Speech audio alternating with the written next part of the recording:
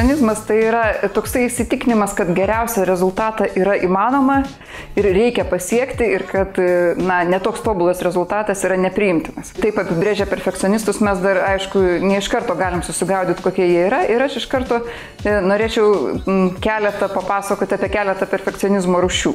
Tai visų pirma, labai dvi skirtingos rūšys, perfekcionistai, kurie stengiasi kažką padaryti labai gerai, tai mes tokius visi pažįstame, ir perfekcionistai, kurie stengiasi padaryti labai daug. Žmonės, kurie daug dirba per laiko vienetą, stengiasi viską spėti, paprastai negalvoja, kad jie yra perfekcionistai, bet jie yra perfekcionistai, tiesiog laiko perfekcionistai. Kitas skirstimas galėtų būti sunkus arba lengvas perfekcionizmo laipsnis. Tai kaip atrodytų sunkus perfekcionizmo laipsnis, tai jau yra liguistas perfekcionizmas, kada žmogus tiek laiko tobulina vieną eilutę, kad jau visos kitos eilutės pradeda atrodyti jam blogos, jisai labai mažai padaro per laiko vienetą, labai pervargsta pats, labai nervuoja kitus. O lengvas perfekcionizmas, ko gero, vėlgi yra toksai sunkiai pastebimas. Tiesiog žmogus gerai daro darbą, mėgsta gerai daryti darbus. Taip pat perfekcionistai gali būti tokie, kurie žino, kad jie yra perfekcionistai.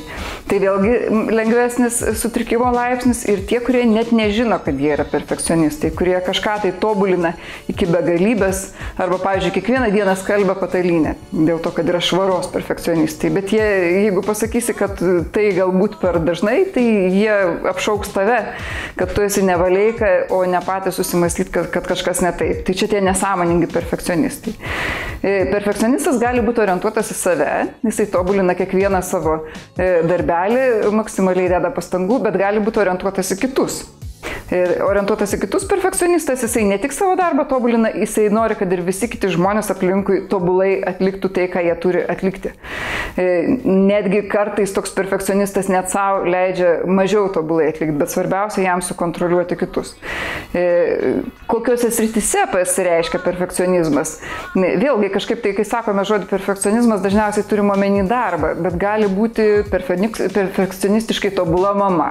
Perfekcionistė ar perfekcionistas grožio srityje, žmogus tobulina savo kūną nuolat ir išvaizdą.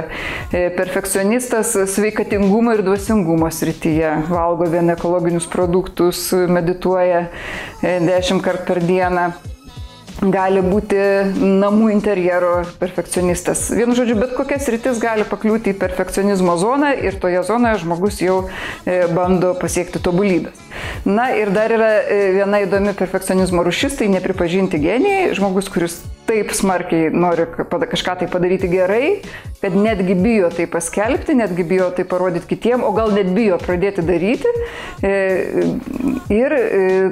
Bet tai nežiūrint, tai yra ne dėl to, kad jis yra tinginys ar bailys, o dėl to, kad jisai nori tą dalyką padaryti labai, labai gerai.